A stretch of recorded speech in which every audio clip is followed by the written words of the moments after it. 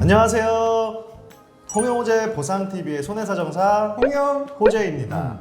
오늘은 교통사고 후유증에 대한 얘기를 좀 나눠볼까 하는데요.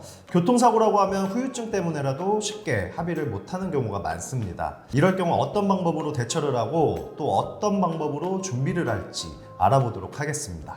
네, 교통사고 후유증이라고 하면은 보통 골절, 인대파열 등 경미한 사고가 아닌 중상해를 이룬 경우에 해당하는데요. 이때는 교통사고 합의부터 굉장히 신중하게 생각하셔야 합니다.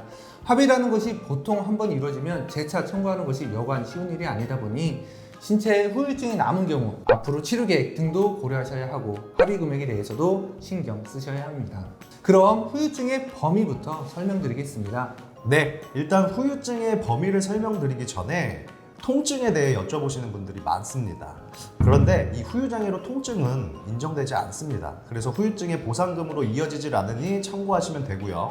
교통사고의 후유증으로 인정되는 범위는 맥브라이드 후유장애 평가 방식, 국가배상법만 인정되고 있습니다.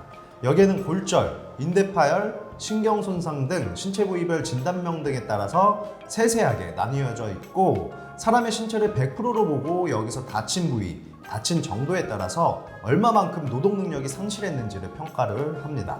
보통 신체 부위별로 상실률이 평균 값으로 정해져 있는데 어깨 같은 경우 18%, 손목의 경우 13%, 척추 29% 등 자세한 신체 노동 능력 상실률이 궁금하시다면 댓글을 통해 남겨주시면 감사하겠습니다. 진단명만 봐도 저는 어느 정도 예상할 수가 있습니다. 오, 역시 똑똑한 친구예요.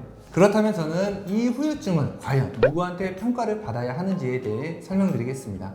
평범하게 생각하면 수술한 수술병 선생님께 물어봐야 하는지 아니면 지금 현재 치료를 받고 있는 재활병원 선생님께 요청을 해야 하는지 과연 수술한 집도이나 주치의 선생님은 잘 평가를 해주실까요? 아닙니다. 물론 잘해주시는 분들도 계시지만 평균적으로 말씀을 드리면 장애평가를 거부하신다든지 아니면 경과를 더 지켜보다든지 등등 내가 직접 수술한 환자에 대해 후유장애를 객관적으로 평가해 주시는 선생님들은 제가 거의 본 적이 없습니다.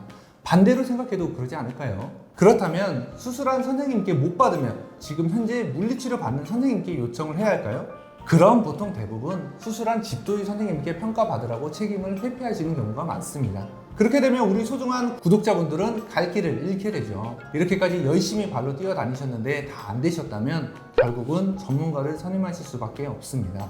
신체에 남은 후유증이 곧 합의 금액으로 이어지기 때문에 섣불리 잘못 받거나 제대로 된 값으로 받지 못하면 그만큼 합의 금액에서 불이익을 받을 수밖에 없습니다. 네, 맞습니다. 그래서 저희 같은 투명한 손해사정사가 존재하는 이유기도 하죠. 마지막으로 조금 더 정리해보자면 교통사고 합의 관련 후유장애를 알아보실 때는 개인적으로 가입한 보험에도 후유장애 담보가 있는지 확인하셔야 합니다. 교통사고와 기준 자체는 다르지만 평가하는 방식은 유사하기 때문에 교통사고 처리하면서 개인보험 후유장애도 같이 진행하실 수가 있습니다. 그럼 오늘 영상 끝까지 시청해주셔서 감사드리고요. 처음 영상에서 말씀드린 것처럼 장애 기준이나 진행 방법, 진행 비용 등이 궁금하시다면 댓글이나 카페, 사건 의뢰서를 활용해주시면 성심성의껏 답변 드리겠습니다. 오늘 영상 내용도 도움이 많이 되셨다면 구독과 좋아요 부탁드리고요. 항상 여러분들 옆에서 최선을 다하는 성실한 보상 전문가가 되도록 노력하겠습니다. 이상 친절한 홍영호재 보상TV였습니다. 감사합니다.